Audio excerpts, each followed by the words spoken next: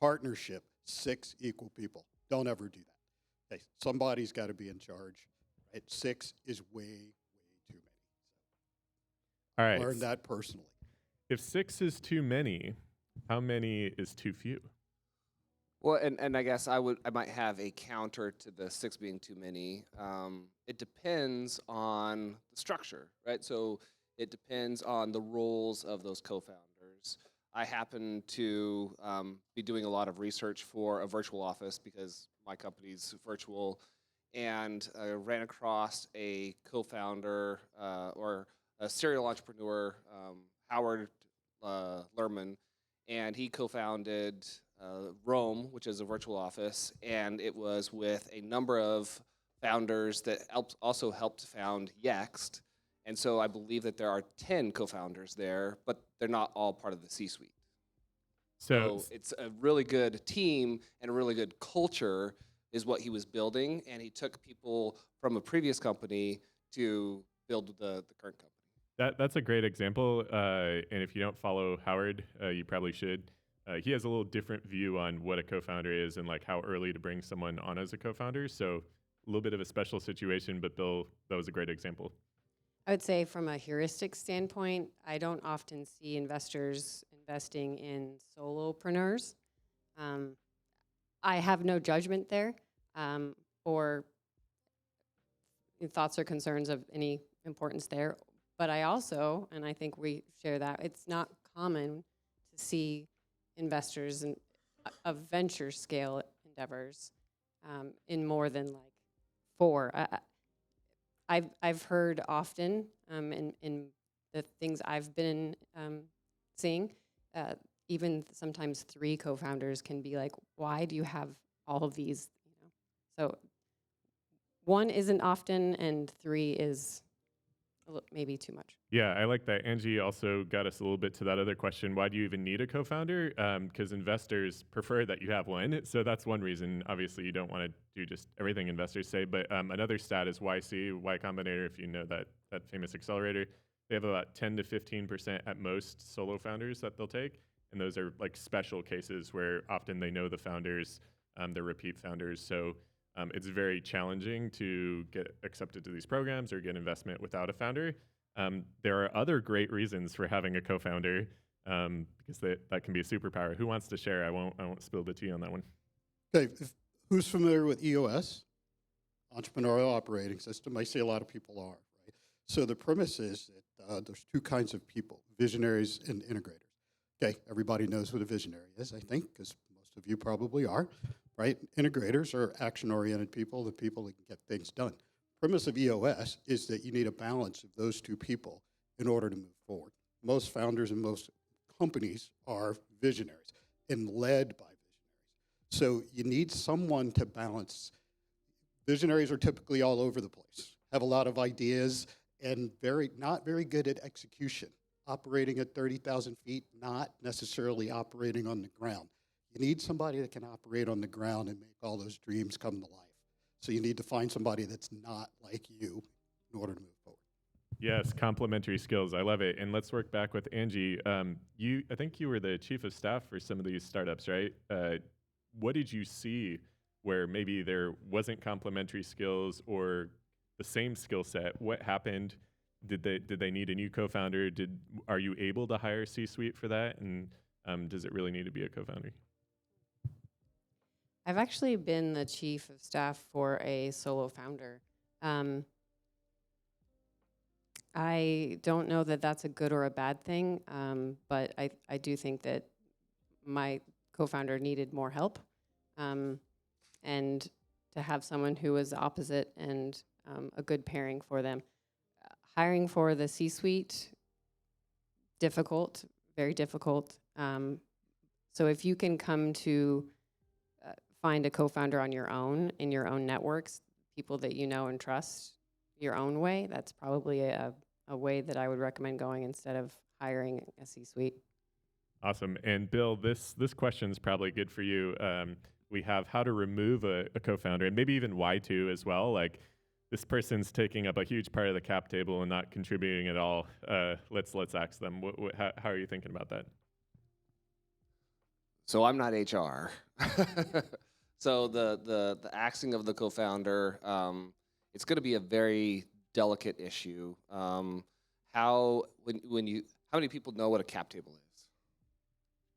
Okay, so when you think about a cap table, especially for the different stages of venture capital, think of it as kind of a mod pizza, and then a medium-sized pizza, and then a large pizza. And think about that for different series of fundraising, because what you're doing, in essence, is you're issuing more shares to grow the company, right? Is you raise a round of capital, you increase the size of the pie by 10 to 20%.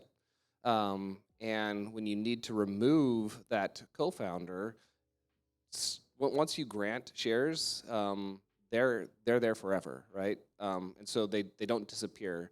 It's not like that pizza got eaten and it's now gone. It's there forever. And so there are mechanical ways to what's called dilution, and that's making your pie really, really big to where they don't really own much and their decisions are no longer as much weight. So think about it as a piece of pizza that has 4 slices. One of those slices is 25%. If you double that pizza, now that their voting worth is 12.5%. And so, in essence, by doubling the shares, is you've diluted their power in the company. And that's one of the ways to go about kind of the removal is make their power diluted. Yeah, and another is if there's still a vesting schedule, a cliff, or just vesting over 4 years or something, and they're not there yet, you can save some of that company equity still by getting rid of them early. Now, this isn't to say you should be doing that, and this is more about finding the co-founder, but I wanted to cover that question. I guess one of the things you might say is, what are qualities that you're looking for in a co-founder? So you mentioned complementary skills, Ron, but if you were to generalize, that's very risky, but let's try and do it a tiny bit. What makes a good co-founder? That's going to vary, but here's why I think values are important. What are your personal values, right? And you have to, I believe that you should find one that has similar values. So when you're in a corporation and you're looking for corporate giving to nonprofits, right? Nonprofits look for companies that have similar values, or for-profit companies, if they're going to donate to nonprofits, they look for nonprofits where there's value matching. So values just aren't things that you write up on the wall. You sit and think about what your values are, what guides you, what you're going to do in a specific situation, and find someone who shares those values. Because if you don't, if your values are not the same, that's going to be sort of the beginning of the conflict that could lead to larger conflicts and diluting someone's shares. Yeah, I think this is great. And the other Ron of Venture Mechanics, gave me an example of one that some social influencer refers to as "Are they down?" And what does that mean? That can sound strange, but what it means, they're just in it for going after whatever your mission is. So Ron's example was he needed some technology to work, and he calls up someone and just asks them, "Can you make this work?" And that day they're in the lab, making it happen. Then they produce the result, that weekend. That's someone who's down. Like they just hear you're working on something important and they just get to it. Someone who's not down is someone who might just question the mission, not really be in, wondering what's in it for them.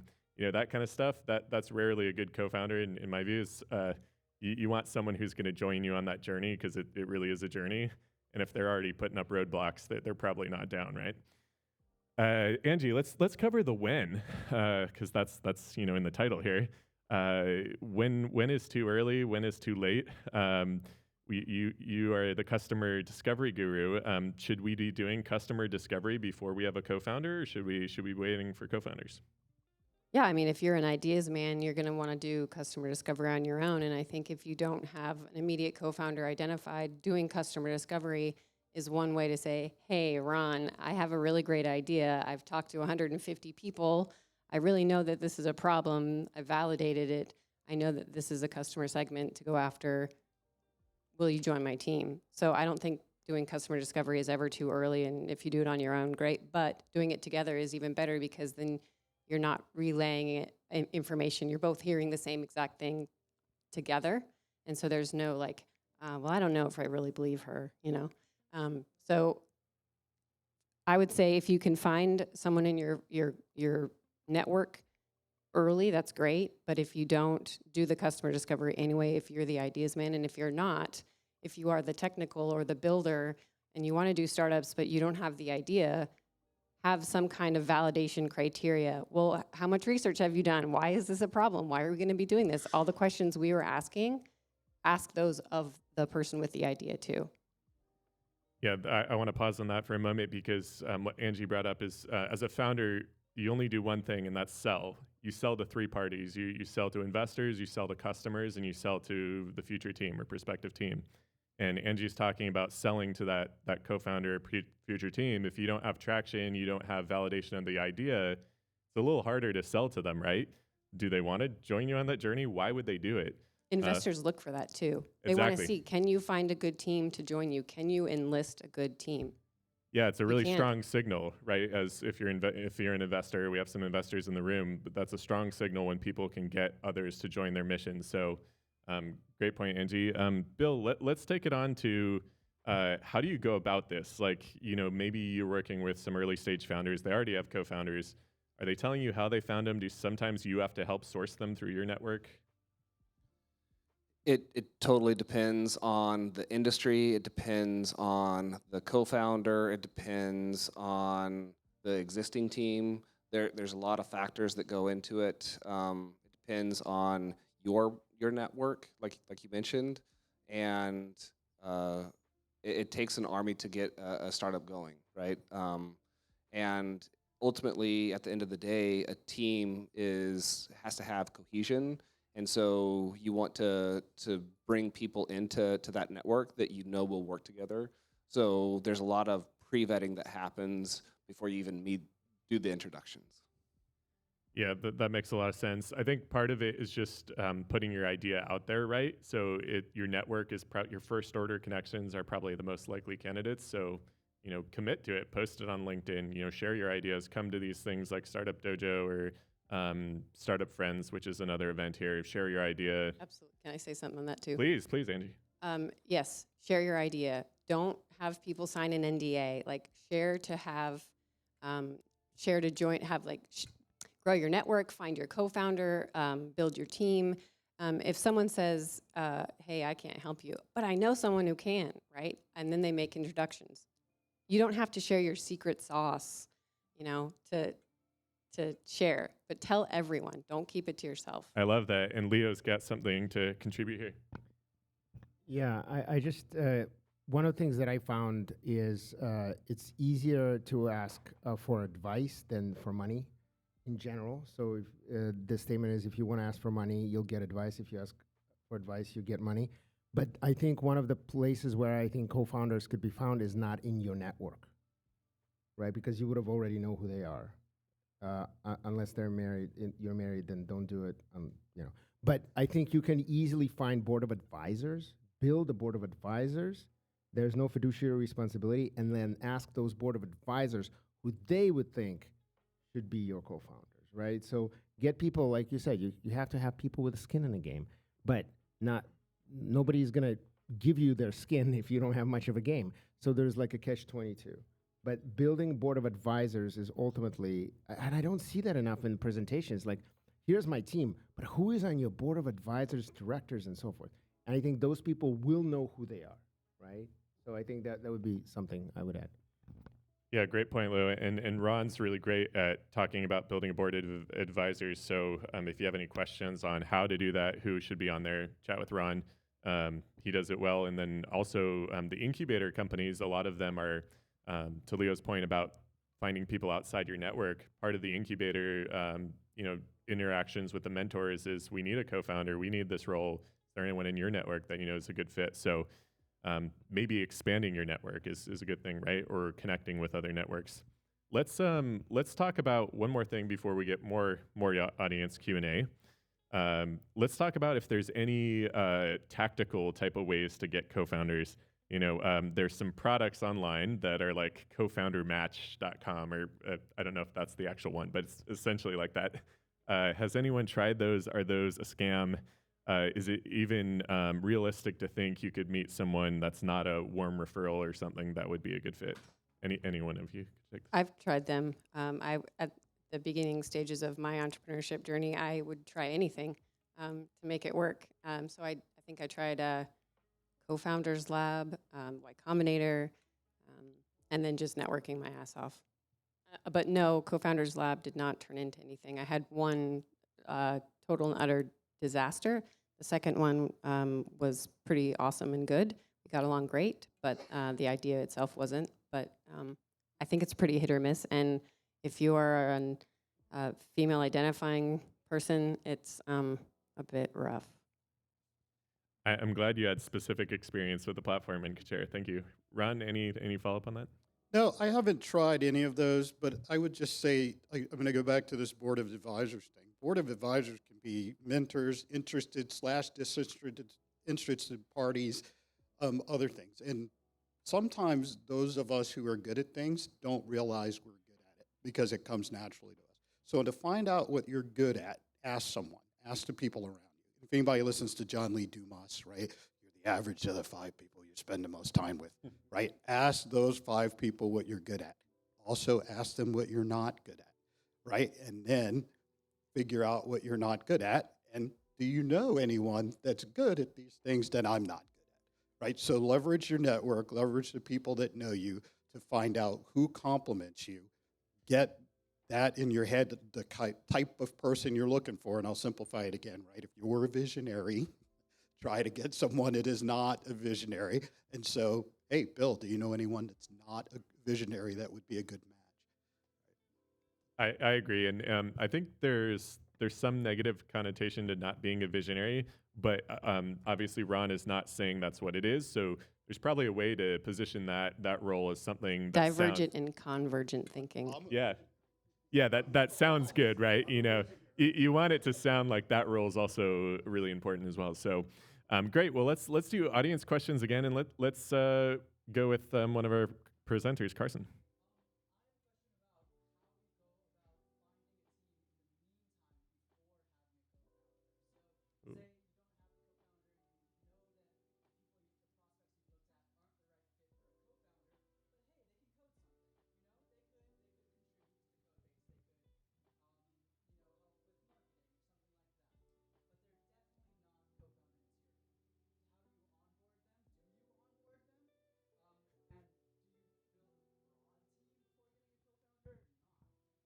So I'll take a quick first stab at this because I'm currently a solo founder. This is my 4th company, and it's the first time being a solo founder. And we now have a senior team member who is close to co-founder level. And we had the conversation of, was that an interest of theirs, right? Because the majority of times people have a get upset in a relationship or something goes bad in a relationship is misalignment of expectations, right? So I thought we'll do this early and I'll just ask. And they were pretty clear that they were not certain they were interested in even being a co-founder. Again, they had a couple startups as well. So that made it easy. This person wants to sort of latch on to a successful founder or hopefully successful founder, and they're not interested in potentially being a co-founder. So that made it easy. It's not always that easy, you know, but you should have the conversation, right? What role are you interested in? Are you trying to be a team member? Are you trying to be a co-founder? I think is something you want to know early. What else do we have on that? There's a lot there. So one is, what can you offer them? Are you going to pay them? You're going to pay them. So that requires money. Or is there something that they can do, like resume building? Hey, I can put that bullet point on your resume by doing it with me for free. Why don't you want them on as a co-founder, or why don't they want to be co-founders? What's their time commitment? Also, there's something called Slicing Pie, a book called Slicing Pie, which might be something to read into. Is so what Slicing Pie espouses is, Ron and I are going to go 50-50, but what if it was my idea? I did 2,000 customer discovery interviews. I mocked it up. I did it all. Like, I found the first customer, got 14 LOIs. Like, what if I did all the work? He gets 50% just for showing up, being cool. I mean, is that fair? I don't know. But if you feel that it's not fair, you can do Slicing Pie's route, where it's like, the work that you put in equals the equity percentage that you get. And if that person works their ass off, maybe they're going to get 2.5% in a year. That's what you can pay them. Yeah, that's a great point. Is everyone has a market rate, right? And so just because you don't have the cash on hand to pay them doesn't mean that they won't get paid eventually. It's about setting those expectations up front.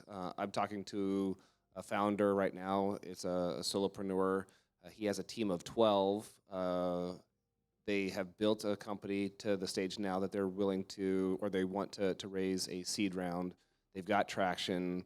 6 people on the team are lower level, and they are getting paid, and 6 people are kind of the higher level people and are debating if they're going to be advisors or part of the company. And so this person went out and built it very, in my mind, very, very well, but there was a lot of expectation setting both on their side and on his side. Yeah, great question, Carson. And then I just thought of another thing on the when. If you are a first-time founder, the when, or at least should you, the other question, do you even need a co-founder, is probably yes. Being a founder is so lonely and so tough that if you're doing it alone and it's your first time, the chance of you stopping or not making it is very high. So if it's your first startup, just probably look for a co-founder. It's going to be brutal if you're a solo founder. Again, this is my 4th company, and solo founding is still tough, but a lot more manageable knowing a lot more about the process. But as a first-time founder, so brutal to do it alone. What other questions do we have? Yes.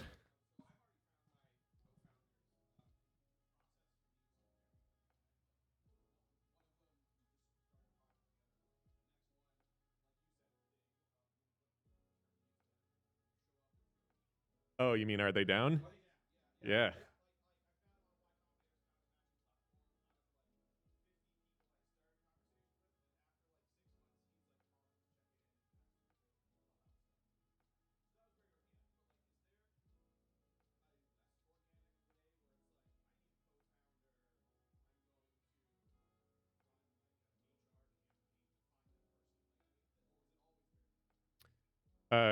Okay, so you might have just gotten quite lucky. So George has co-founders, and it just seemed to jive, and they were down, and it just worked out. More often, it seems to be not working, or it's like a search, networking process. Maybe all of the panelists here can speak to what does that look like. It's probably other people sourcing it. Maybe one of your mentors' networks. You have to connect through them. It takes a while, but then you can meet up and stuff. Any insights to share on that?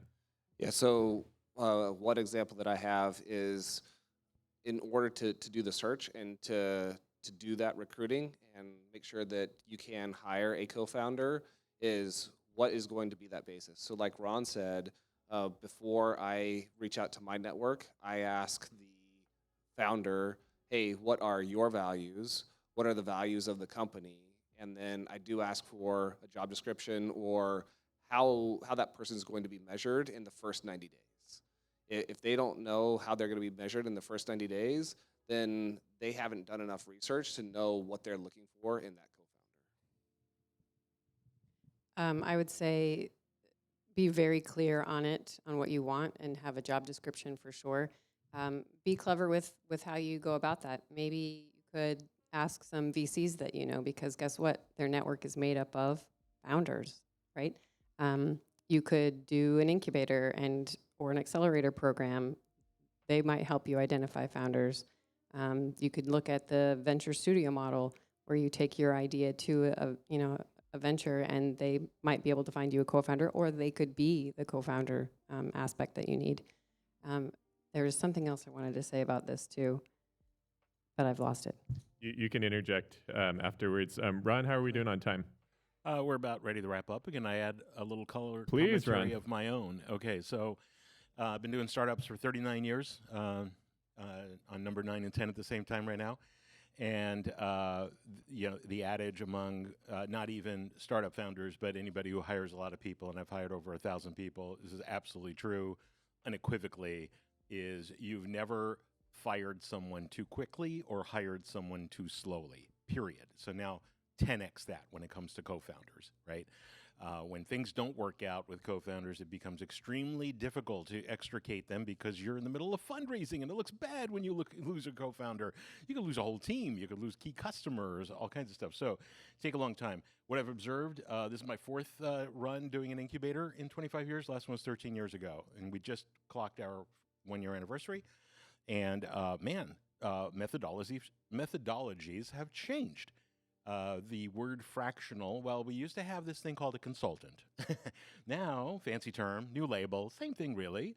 But the next panel is actually about leveraging mentors and fractional consultants, fractional executives. This is the way startups are moving forward now, and VCs are preferring to see it done. They don't want you making early hiring mistakes because every company pivots in its first year, at least once, if not twice or 3 times.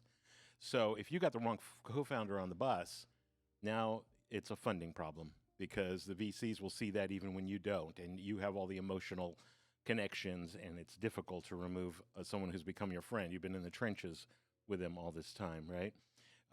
And so I would suggest using mentors and fractionals as long as you can until you know that the plan you're on is you've pivoted already to your actual business plan, and then you go out and bring on those co-founders. You've probably been socializing, interviewing, meeting people, thinking, oh, if we go in this direction, this person might be the right one to add to my team. But the longer you can postpone bringing on the co-founder, while your business plan is still not set in concrete, and a lot of them are not, the better, right? And one last comment is just having done a lot of startups, my co-founders, we're all holding hands in a ring. And every day, one of us is too high and one of us is too low. And so back to the values and the bonds. The esprit de corps is one problem I have with how co-founders are strewn across the country and don't spend time in an office together very much anymore. It's harder and harder than it ever has been in the past, but that's also what co-founders do for you is someone's always down and the rest of the in a good team, they're bringing that person up. And also, hey, CEO came back from signing a huge deal and wants to go buy a corporate jet now. Like, okay, we got to bring it down. We need a few more of those kind of thing. So I remembered what it was. Do a trial. Do a 3-month trial. yeah. Absolutely. Yeah, so I think Ron, that was super great. Like when we talked about the War Stories panel earlier, it's like who is your support? In my mind, it's always first and foremost your co-founders if you have them, and that's why having good ones is